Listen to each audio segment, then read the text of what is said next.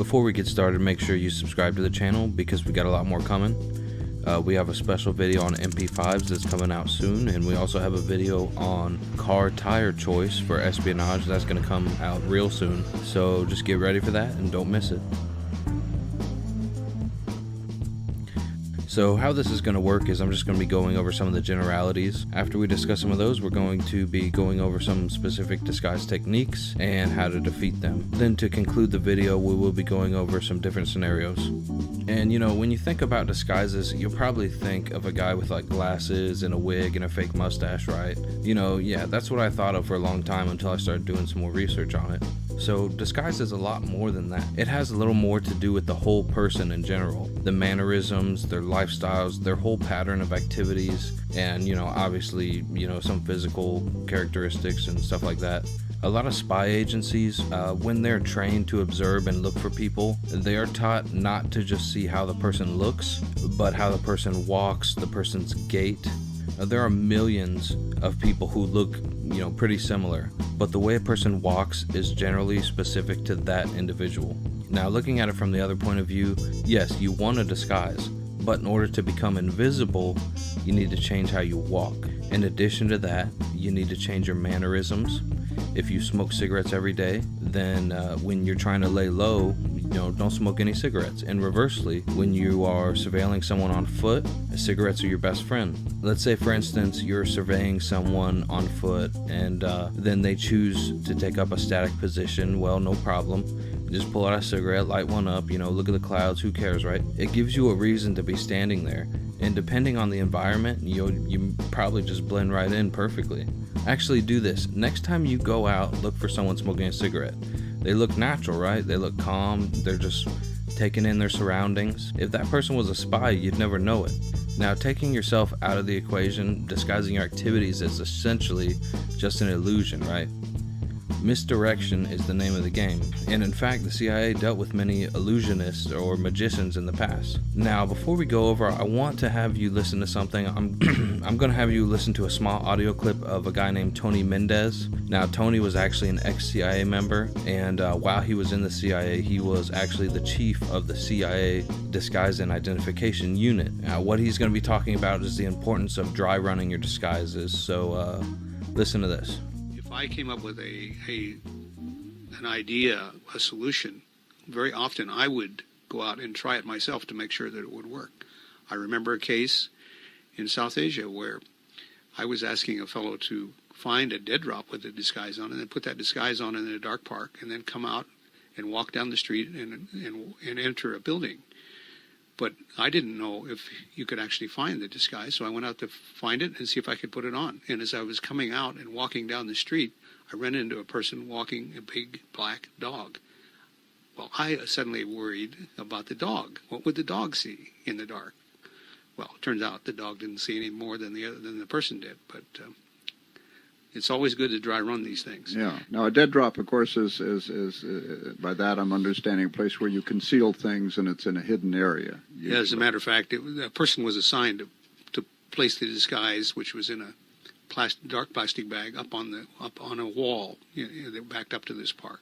So that was the idea. You could load the drop from inside her residence. So like Tony said, you always want to dry run it. Dry run everything first. Now let's go over some of the clothes and some of that kind of stuff and just some of the general cosmetic kind of stuff. What we're going to be using for this is, I don't know if you've probably heard of the podcast and website called SOFREP. It's a bunch of ex-special forces guys, and it's just really awesome. You should go check them out. Link in the description to their YouTube and also to their actual website itself. But basically they did a podcast with a guy named Drew Dwyer, who is an ex-CIA paramilitary operator and also a U.S. Marine. And he did this show and he was just showing off some of his disguises that he had while he was in the CIA. So let's check it out. Okay, so you can see here right off the bat, he's telling you about the Disguise and Identification Unit, showing off all the cool things, and he's got some different weird mustaches, general purpose adhesive, makeup kits, fake tan stuff, and you see here he has some wigs too, really cool stuff, kind of funny looking, but still pretty cool. Now, quick disclaimer, I was thinking about narrating over this, but I really feel like Drew does such a good job describing it and I figured I wouldn't be able to do it justice. So just enjoy this and listen to some really cool info from the legend himself, Drew Dwyer. It's just, I don't know, just kind of odd, but you know, as everybody knows, the Marines are the best. So well, maybe write a letter to CIA and tell them. But I want to show real quick. This is one of my favorite pieces of gear. So it's called a shower kameez. It's the traditional Afghan garb that the men wear, and this is one of my favorite pieces of what the costume department, if you will, did for us. So I was calling them costumes to you, and I felt like I was out of place. So you can say costume. I mean, it's disguises. Yeah, so. it is what it is, right? So yeah, disguises, costumes. I guess disguise is a little bit better word. Yeah, it's just around Halloween maybe. So, so as you guys can see here, you'll see the traditional Afghan shirt. We call them man jammies also, and it actually goes down. I'm gonna try to stand up real quick. Go for it, man. And move my audio here. And as you'll see, if you go this way, people will get a better visual of that. So this actually is the top for it, and it goes down to about your ankles. And there's pants for it, which I'll show you in a second, but it basically just looks like one big pair of pajamas. And what's cool about this piece of kit, this gear, is so I can wear this. Actually, I'm gonna show you guys the bottoms right now so you can get that visual and see it together. And we have some questions coming in, so we'll get to those as well. So normally this is just a pair of Sorry, yeah, we're on the Facebook with the delay. So okay, yeah, so normally this is just these pants right here go all the way up to here and just have a big elastic waistband. But in order for me to carry a pistol and all my gear inside, they took a pair of Carhartt shorts. Yeah, and cut them. And it's really shirt professionally well done. I mean, you can't see how well this is seamed, but like that's... And it's elastic. And the shirt actually goes below this, so you can't see the green shorts, obviously. But it still gives me the ability to wear my gun belt and utilize the cargo pockets in these shorts, right? So when this is all together, it basically just looks like a one-piece shower kameez. No one can tell the difference. The other cool feature on this thing is if I'm wearing this shirt, obviously maybe I might want to have body armor, depending on what type of mission I'm doing, a low-profile vest with magazines or smoke grenades, whatever. Mm-hmm.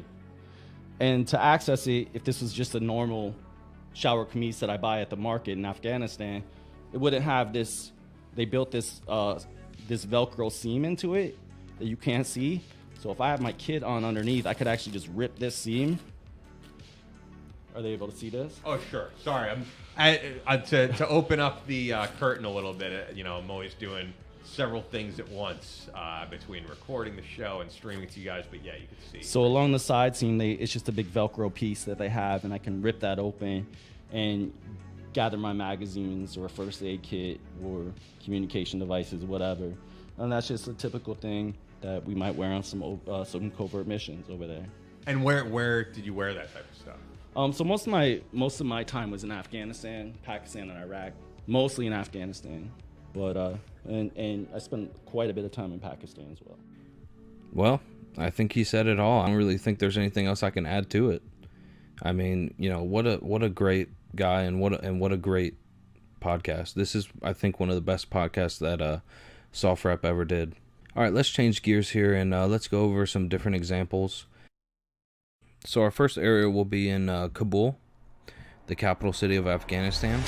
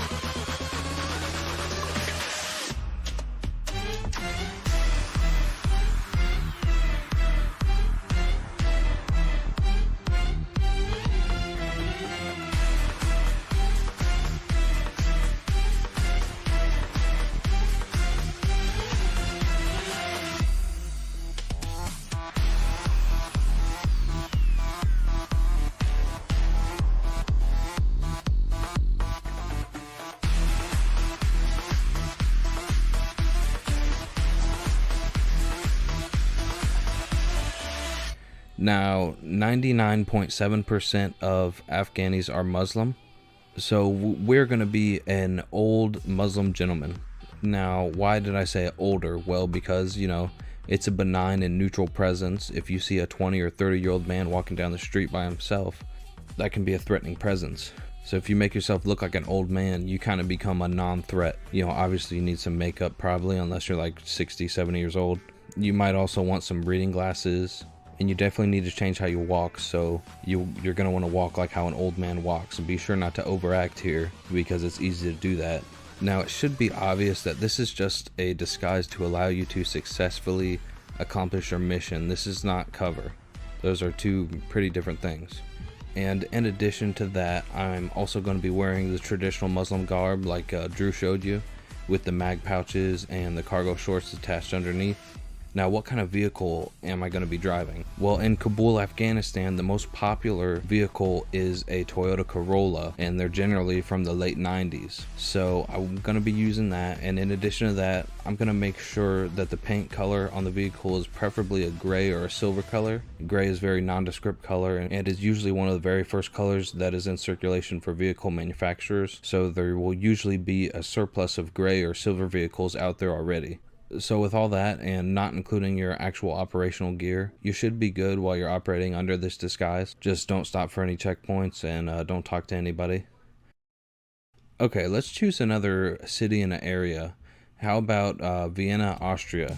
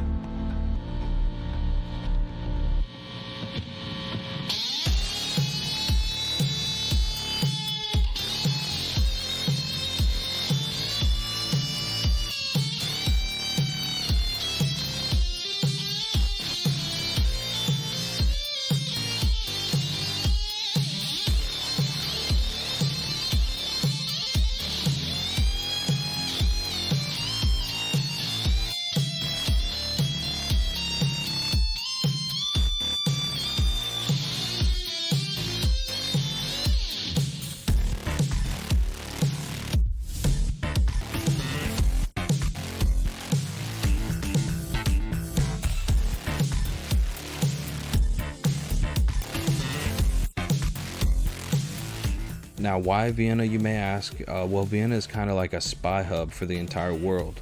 There's estimated to be more than 7,000 spies in the city of Vienna as we speak. It's home to the IAEA, which is the International Atomic Energy Agency, and the OSCE, which is the Organization for Security and Cooperation in Europe. There's a lot of stuff going on there, so this is a very important area for espionage. Now, since Austria is actually part of the Schengen area, you probably won't have a hard time infiltrating that. If you would like to know more about the Schengen area, just leave like a little comment below letting me know, like yes or no, and I'll make a little separate video kind of detailing that. So Austria, what kind of climate are we talking about here? It's usually going to be anywhere from 60 to 30 degrees Fahrenheit, so it's going to be pretty cold. So, you know, now you know kind of generally the type of clothing that you're going to need. Now, usually I would say our disguise should be like a homeless man, but since Austria has a government and a homelessness program, homeless people are kind of few and far between. So the next best thing I can think of is just some kind of businessman. Obviously, you'll have to hash out the details for yourself and have, you know, some good backstops in place, so your cover isn't easily blown. Now, I was just scrolling through Amazon, and I found some pretty interesting apparel that would be kind of useful. I would probably go for something like this, this Rothko conceal and carry jacket. It's pretty nice, traditional, nothing too flashy, you know, but also not tactical looking as well. So that's pretty good. And the coolest thing about it is it actually has magazine pouches sewn in and a large pocket to keep your handgun in. Now, I don't know the strength of the material, but I would probably add in a little bit of cardboard there just so your pistol won't print. Now let's talk about some vehicles. For Vienna and most of Europe, you could probably catch me in like a VW Golf, gray or silver as always. And if that's not available, I wouldn't mind using like a Peugeot or a Renault or maybe like a Skoda, something like that, you know, nondescript as always. And in addition to my everyday cover, I would also have multiple wigs with me because, you know, while I'm actually operating in Vienna, I could also rent additional cars stashed in a car park somewhere. So what this does is it offers you an additional layer of security while you're actually operating. Well, I think that's going to wrap it up for today's lesson.